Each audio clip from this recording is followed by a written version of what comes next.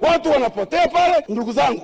Hapo ninapozungumza Karekatunga kuna watu 5 hapo. Kama leo nitazungumza humu, mimi mbunge nitakuwa nimhoji waziri. Alafu nikimaliza naambiwa nitaenda kuhojiwa sehemu nyingine. Nataka niseme kwa mazingira ambayo bunge letu tumeingia. Hey baba, hey baba, hey baba, ikiwa nawe ni salama. Hey baba, hey baba, hey baba, wakuniweka salama, uzima nilionao